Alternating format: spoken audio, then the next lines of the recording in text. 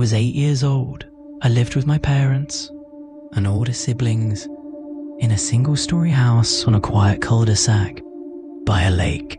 It was fall, and our neighborhood was mostly made up of seasonal homes. Only a few streets, including ours, had year-round residents. Because of that, it felt like everyone knew everyone.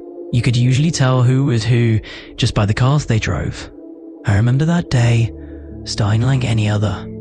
Got off the school bus, tossed my backpack into the yard and started playing basketball. Our hoop was set up in the street, so anytime a car came by, we'd stop playing to let it pass. But that day, my siblings were off at their clubs, so the only person home besides me was my mom. Her car was in the driveway. She saw me, smiled, and went back to her laptop to work. After a little while, a car I didn't recognize turned down our street. That was unusual. People on our street didn't really like visitors. It was midday. Everyone was at work, and the plates on this car were from another state. Still, I figured it was just someone turning around to see the lake. That happens sometimes. Our house was the first on the street, so I expected to see the car circle back and head out.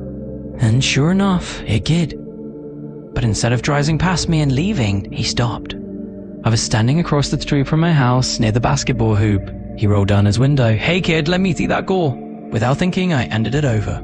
He tried to shoot her over his car into the basket. Damn, I missed. "Hey man, go get it, let me try again." I remember thinking he seemed cool. Nice car. Probably in his early 30s. Calm demeanor, and despite the season, he dressed like it was summer. Almost like he was headed to a barbecue. I bent down to retrieve the ball, and that's when I heard it. This guy had taken a picture of me. Even at 8 years old, some alarm bells went off. But I dismissed them. He seemed friendly, relaxed, like someone headed to a barbecue. When I got back to the car and went to hand him the ball, he grabbed my wrist. The ball slipped from my hand, and he stared at me. His grip tightened. He started to interlock his fingers with mine. Then he said, "Just let it happen, kid. Enjoy this, and don't even think about screaming for help. Nobody's going to hear you."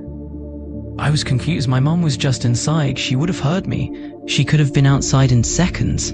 But what was happening was so strange, I didn't know how to react. I resisted, held my arm back for what felt like minutes. He slowly began to press the gas. I had to jog alongside the car to keep from falling. And in that moment, he got what he wanted. He was holding my hand, his eyes rolled back, he pressed his legs together, his tongue spilled out of his mouth. It was disturbing beyond words. In my head, I thought, I can either scream and hope I live or stay silent and probably die. So I screamed for my mum. The moment I did, he muttered, "Oh shit," then let go, and sped off. The roads where I lived were narrowed. When he turned off our street onto the main road, he ran over a patch of lawn, probably doing 40 in a 15 zone. My mum came running down the driveway, just in time to see him tearing away, but she couldn't get the license plate. She dragged me in hard. I told her everything. Later, when my dad got home, I told him too. He was a volunteer EMT, knew a lot of the local police. He reached out. They hadn't received any other reports like mine, but they checked with surrounding towns anyway. Nothing. My mum admitted she'd seen an unfamiliar car going up and down our road lately, but she hadn't thought much of it. We concluded he'd probably been scouting the area. Our house clearly had children. The other homes were empty midday, and my mum's old barely used car probably made him think no one was home. We thought that was the end of it. But then came that evening.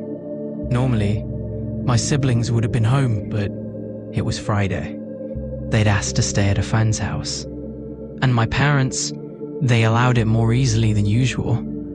Probably thinking fewer kids at home meant less risk. This was before the always online era. So my siblings would have wanted to be outside late anyway. And my parents, now aware of what the man looked like, we tried to settle in for the night. Like I said earlier, our house was a single story. I shared a room with my brothers at the opposite end of the hallway from my parents' room. Since my brothers were gone and I was spooked, my parents closed my curtains, moved the living room TV into my room to distract me, to keep some light on through the night. Around 1 a.m., I was still awake, watching King of the Hill on Adult Swim. I was facing away from the window. The TV was across from it, and that's when I heard it. of King from behind me. I froze. My first thought, maybe one of my siblings sneaking back in. They'd knock on the window sometimes, have me unlock the door so they wouldn't get in trouble for coming home late. But after the day I'd had, I didn't want to take any chances. I didn't want to run interference. So instead of turning around, I turned on every light on my way to my parents' room, including their bedroom light. It woke up my mom, not my dad. She asked what was wrong. I told her about the knock. She was still adjusting to the light. I could see it on her face, so I turned it off again to help her see more clearly.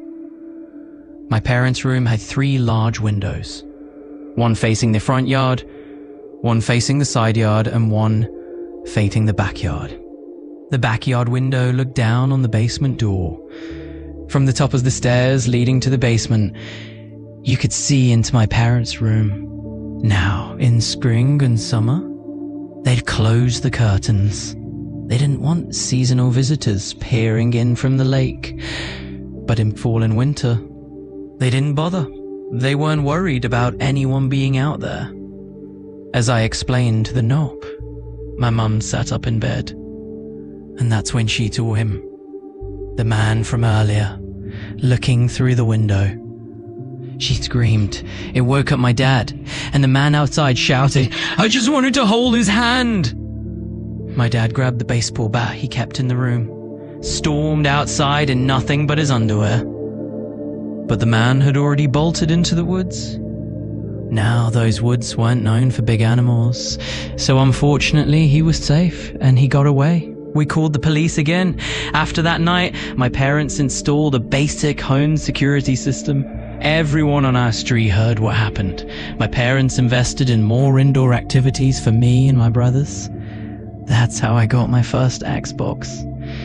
Nothing like that ever happened again in our neighborhood, and I don't think any similar incidents were reported nearby.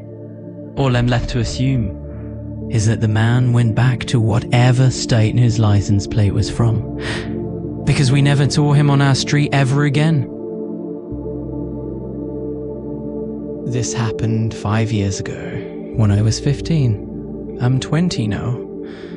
Back then, my great-aunt's health was failing. She couldn't care for herself anymore, so my family decided she was better off in a nursing home. She was an extreme hoarder, and I don't want to speak poorly of my family, but that detail matters.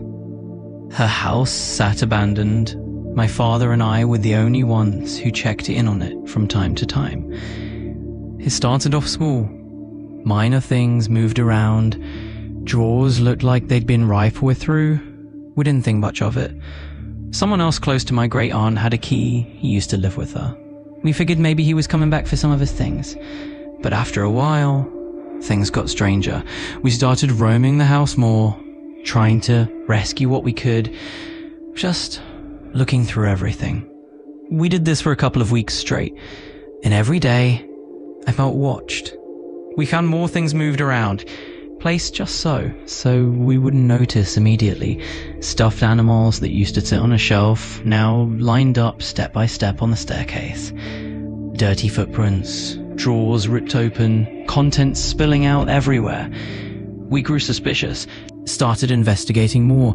Late night drives past the house, just to check, to see if we ever caught a flashlight beam, any sign of someone inside. I started telling my friends about it, and as the stupid kids we were back then, we thought it'd be a good adventure. We'd stay there for a night, play security, try to catch whoever this was. They felt like a ghost to us. Another detail, important. There was no sign of anyone breaking in, no open windows, all doors locked. Only we and that other guy had keys. So fast forward to the night we stayed, me and 3 of my friends settled into the kitchen. Nothing seemed out of the ordinary, beyond the usual we'd come to expect. So we assumed whoever this was wasn't around.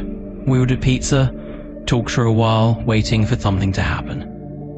We assumed whoever this was wasn't around yet. We ordered pizza, talked for a while, waiting for something to happen. Eventually, we decided to go for a walk, just a short lap around the corner. I had my 2 dogs with me, and I made sure, absolutely sure, to close and lock the door behind us. When we came back, maybe 15 minutes later, there was a lamp on the far end of the living room, turned on. That was odd. We hadn't done that.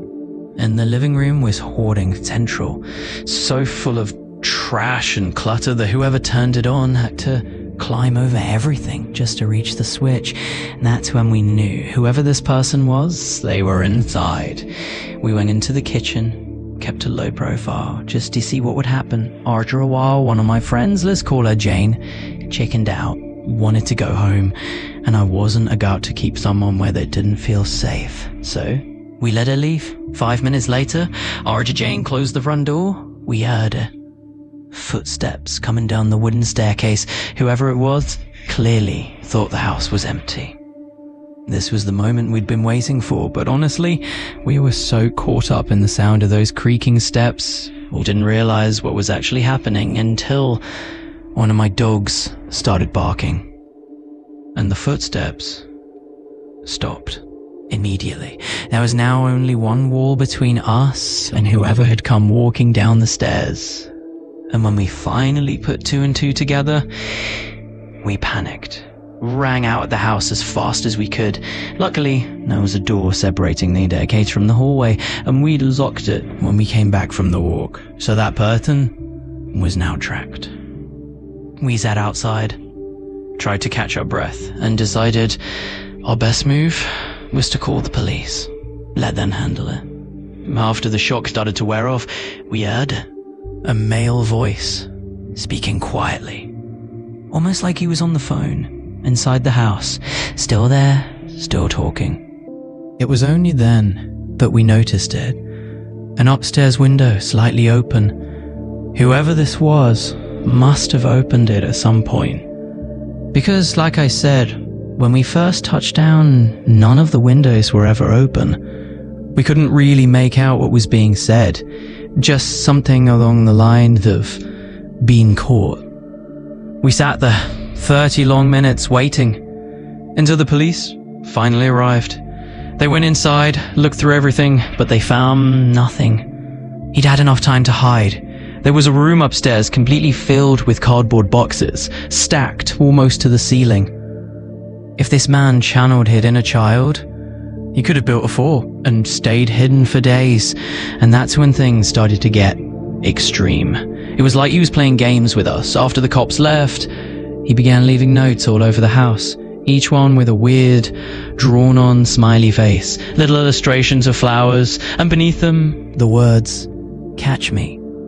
He started placing things in front of doors so that when they opened, they'd make noise, a kind of alarm, letting him know someone was inside. He trashed rooms beyond recognition, destroyed furniture, even used the toilet without flushing, and then placed a flower on top of it, like a calling card. He did all of this without ever being caught face to face.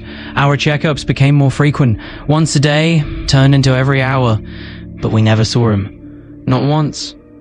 Eventually, we decided to cut off all the utilities. No water, no gas, no electricity. We figured maybe that would do it. Maybe he'd finally abandoned the place. It was hoarded beyond compare, dark, rotting, unlivable, but we were wrong. 3 months later, one of my friends was driving past the house at night. He looked up at the second-story window, and he saw it. A figure, standing behind the curtain, still watching.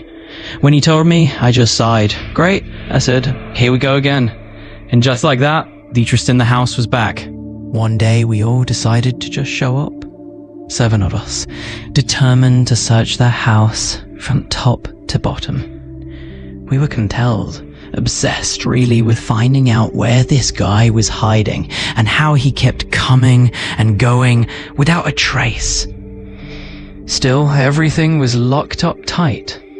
When we got back inside, there was leftover food in the kitchen, rotten. And in the living room, a surprise. This guy had wedged himself into a cardboard box. I was gonna say like a dog, but what dog would do something like that? That's when we decided to split up. 4 of us went into the living area. One friend stayed outside, and Carl, let's call him Carl, and I headed into the stable. That part of the house had a hole in the wall. It connected the hay storage to the attic, but we'd never been able to figure out where exactly that hole opened up in the attic. Carl started tossing little stones at the hole. It was covered with something, cardboard, maybe, from the other side, just enough to make a sound our friends inside could hear, and then it knocked back. We saw the cardboard bend inward. Someone was hitting it from the other side. I yelled down to my friend outside, "Did you find the entrance?" And all she said was, "No, everyone's downstairs."